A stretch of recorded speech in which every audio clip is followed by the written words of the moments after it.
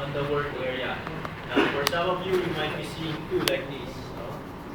This part is the material library, and along with other texture libraries within Maya. The lower part is the work area. The work area is where you mix texture.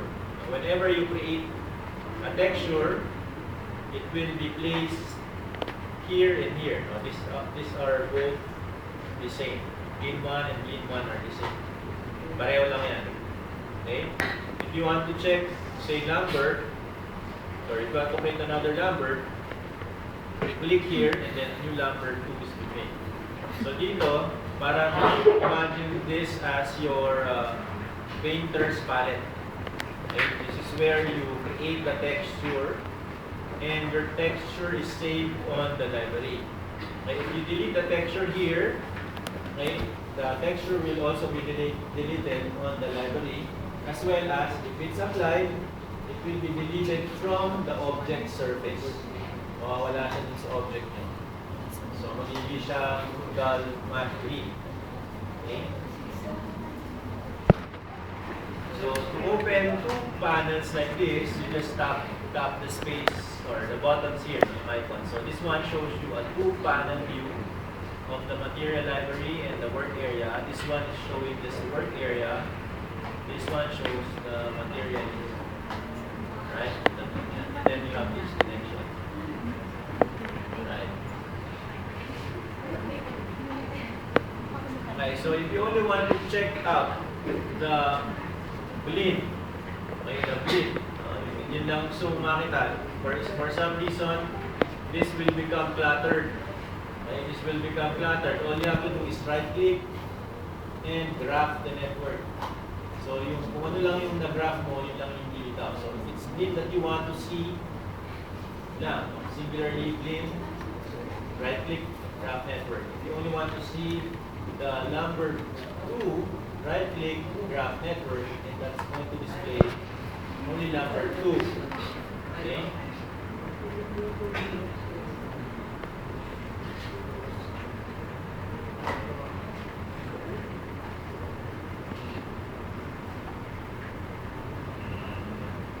Okay, so next up, shaders.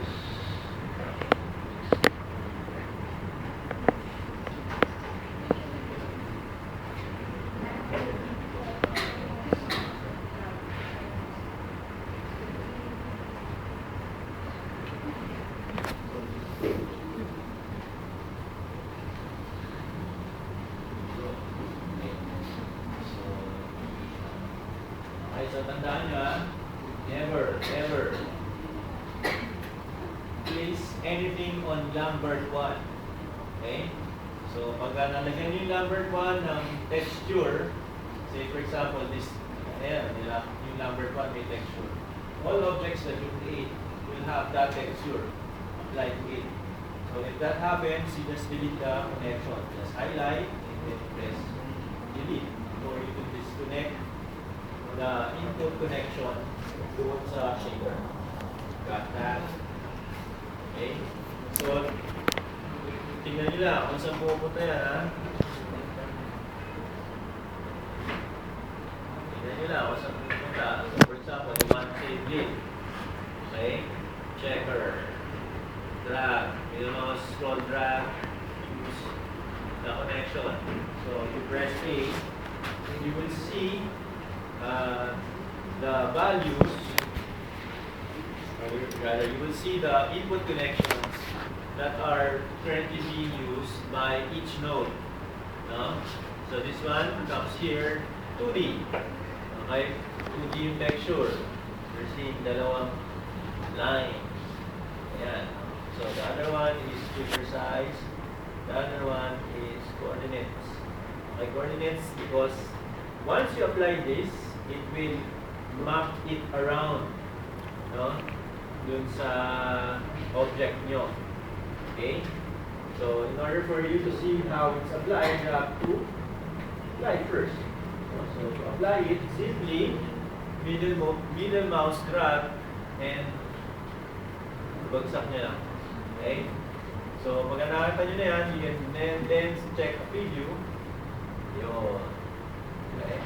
Now, you can customize how this looks, this checker, no? By investigating closely the attributes or characteristics of that texture file. You double click. Okay, you double click or open attribute editor and select. You will see the options for your attributes for checkers. So if you want to change black to something else, click mo lang yan and then choose. So magiging interactive yan. If you change the attribute inside, all the objects or all the instances where this texture has been applied will also change. Okay? So press it. Okay, do some F6. Ayaw. 6. Left mo na. Middle mouse. Middle mouse. 6. Start to one.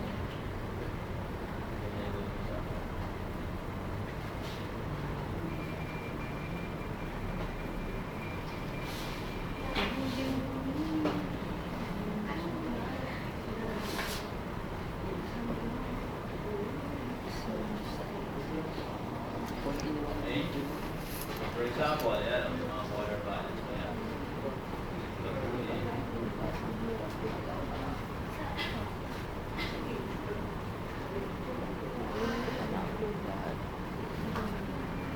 Okay, there is color gain.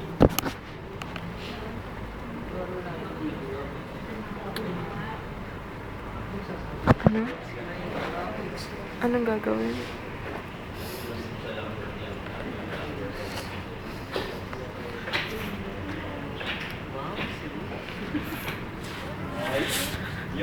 Your shader will appear only if you apply it. Hindi nyo makakita yan hanggang hindi nyo ina-apply doon sa object.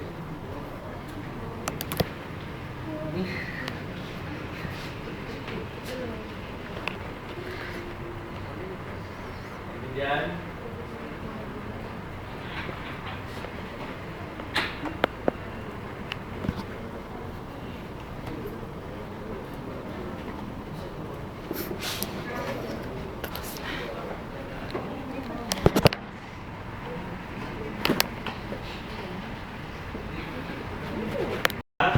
By the way, you will not see the full texture. Okay, you will not see the full texture here. You're only going to see a representation of the texture. The texture is not accurate on the 3D perspective. It's only accurate once you press the render key. Okay, dyan mo makita yung actual color at actual texture. Naman layo. Representation lang yan, nandyan sa perspective. Hindi yan yung actual color. Ito yung actual color. No?